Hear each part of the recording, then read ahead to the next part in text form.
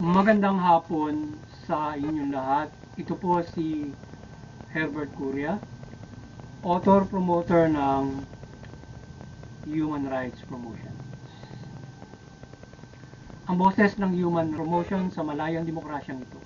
Kakibat ang ating pananalig sa ating banal na Panginoon Diyos, banal na Panginoon Kristo, at gabay ng kaliwanagan ng Santa Maria mula sa isyong ating nakalap at babantay sa mabuhala, patas na hustisya at karapatang ng tao ay hinggil sa issue ng International Women's Day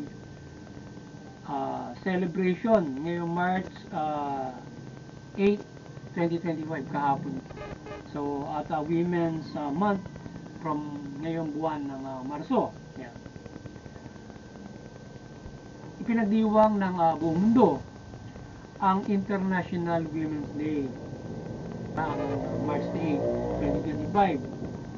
Gayon din ang Women's Month sa buwan ng Marso. So ang Pilipinas ay pinagdiriwang o nakikisa sa pagdiriwang na yan ng International Women's Day at yung Women's Month. So tayo ay yung ating bansa ay aktibo at ang ating mga kababaihan ay nagkakaisa para sa mga kababaihan. Ang tema ng selebrasyon ng Araw ng Kababaihan mula UN o United Nations ay For All Women and Girls, Rights, Equality, and Empowerment. Sa official IWD o International Women's Day site naman ay Accelerate Action. Yan. At sa Pilipinas o from PCW sa Women's Month ay babae sa sektor aangat ang bukas. Yan. Sa bagong Pilipinas. Yan. So yan yung tema ng International Women's Day na pinibiro mo ngayon. Patuloy na pakikibaka para sa hanay ng kababaihan na makamit nila yung iba't ibang mga usapin hinggil sa mga pagpag-aral sa mga kababaihan.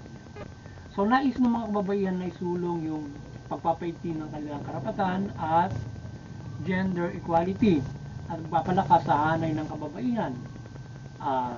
Ang mundo ay patas na pagtingin sa mga kababaihan at kaisa sila sa pagsusulong ng pamumuhay at pagbabago. So kilalanin ang kanilang ambag sa lipunan at mundo, etc. etc. So yan yung nais ng hanay ng kababaihan na maipahat bawat estado, bawat komunidad, bawat bansa na yung napaigting yung kanilang karapatan, yan, patas na yung gender equality, yan. Siyempre, yung papapalakas ng kanilang bilang sa tema ng kanilang pagdiriwang ng kanilang karapatan ngayon. At bigyan sila ng patingin sa gender equality at doon sa kanilang sa pagpapalakas ng kanilang hanay sa opportunity, syempre it should be kinakailangan maging fair sa mga kababaihan at iba't ibang aspeto yung mula sa karapatan na dapat amasahin ng mga kababaihan dahil sa yung mga kababaihan ay nila sila kaisa sa pagsulong kaunlaran ng ating mundo, hindi lamang kalalakihan ng tinugang paisa rin natin ang mga kababaihan. Hindi lamang sila sa procreation, kundi sa iba't ibang aspeto ay ang mga kababaihan ay hindi lamang sila doon sila special, kundi ang mga kababaihan ay mayroong iba't ibang opportunity, may iba't ibang kakayanan na dapat nilang may sagawa bilang parts of pag-inuko sa pamumuhay ito.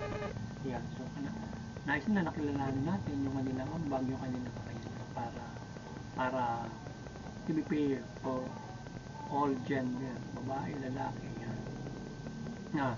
Mayroong mga bansa kagaya sa Afghanistan sa yung kanilang culture doon at ibang mga panutunan, palitan, ayaw bigyan ng edukasyon yung mga kababaihan. So, mayroon naman na ibang nations hindi patas yung pagtingin sa iba't ibang usapin. So ang human rights promotions ay maring sumusuporta sa mabuting pamamahala, patas na hustisya at karapatang ng tao. At yung ito na tinumayan na selebrasyon ng International Women's Day itong nakarang March 8, 2025 ay at pagdiriwang din ng Women's Month ay ating maigting na sinusuportahan ang pagdiriwang na ito bilang pagkilala sa hanay ng kababaihan. So yun, sinusuportahan natin yung pagdiriwang na ito bilang ating pagkilala sa hanay ng mga kababaihan at sa ating pagpapaigting ng karapatang pantao ang karapatan ng mga kababaihan. So ating sinusuportahan at ating sinasaboses ang karapatan ng mga kababaihan. Na we should give for every government, for every rights of the women. Sinusuportahan natin ang pagsusulong ng karapatan ng mga kababaihan at ito ay kanilang tamasahin at irespeto ng mundo. Ang karapatan ng mga kababaihan ay dapat pag-ibigin upang maprotektahan ng kanilang hanay ng lipunan wala pamahalaan ng pamumuhay na dapat nilang katamasa. So dapat yung rights na yung mga karapatan ng mga kababaihan that is fully respected and protected dapat makapamuhay sila ayon. So ganun natin ibigay yung pagtrato. Kailangan na yun sa ganung bagay ay this how will be protect women and give them the fair na pag-itungo sa ating mga kababaihan. So that dahil kung may mga iba't ibang mga issue pagtingin sa mga kababaihan. So, yung iba tinitingnan sex, tinitingnan silang mababa ang pagtingin sa mga kababaihan. Yung ibang kultura, ibang nation, panis. So, yung mga kababaihan na nakararanas ng pang-abuso at iba't ibang inequality, iba't ibang parte ng mundo at Pilipinas ay naway maprotektahan at sila ay makabuhay ayon sa karapatan na dapat nilang matamasa. So, sa politika, ekonomiya, social, civil, maging kultural o usapin ay ang equality nila ay dapat maibigay at hindi sila ay maging inferior at iba't ibang degrading and inequality sa kanila. So, kaya yung mga kababaihan na nakararanas ng mga inequalities yan, yung mga pang-aabuso sa kanila yan, ay yun ay naway mapaigting ang protection sa kanila sapagkat yung iba kababayan na biktima ng mga pang-aabuso. So, papaigtingin ng bawat community pamahalaan yung protection from the women para hindi sila maabuso from the and to the community. Sa iba't ibang aspeto ng pang-aabuso ay dapat ay sila maprotektahan from the human rights at iba't ibang mga habangin ng ating pamahalaan. At yung iba't ibang nilang partisipasyon nga ay dapat yan sa politika, social, yan, economic. Pagdating sa politika, dapat pwede silang mamahal, sila ganun, open doon. Ekonomiya, yan. Sila ay mayroong karapatan sa ganito sa pagpapaginog na ekonomiya. Social, yan, civil, yan, culture, di ba? Ano ba, ikaw ay lalo kung hindi pika, tapos nakababayan, maaaring lalo ka na nadinigrade. So, dapat it will be fair, society. So, dapat yung mga usapin niya, pinapigting in facing women. Kaya, sa gabay ng Banal na Santa Maria ay maliwanagan ng bawat bansa mula mga kapamahalaan at komunidad na may patupad ng patas na pagtrato at pagtupad sa kanilang mga karapatan. Ang pagmumula sa komunidad at bao sa kanilang karapatan at pagkilala sa kanilang kakayanan ay opportunity sa kanilang hanay.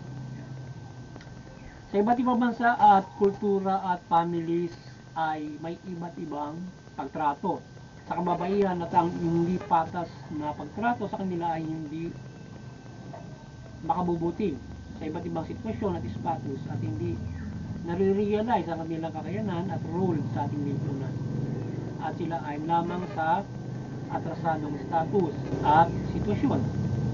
Kaya't suportahan natin ng marami ang karapatan at kanilang pagkakaisa sa pagsusulong ng kanilang ikabubuti at patas na kanilang hanay.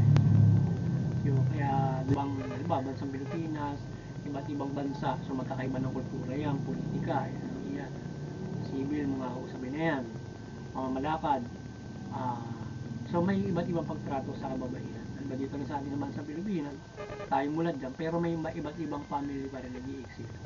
Iba ang trato dun sa mga kababaihan. Diba, kagaya dun nga sa Afghanistan, nabanggit natin kanina. Ibang treatment nila sa kababaihan, hindi nila, ayaw nila bigyan ng edukasyon kasi hanggang ganun nila roon. So it should be, yun ay hindi patas na pagtingin sa kanila.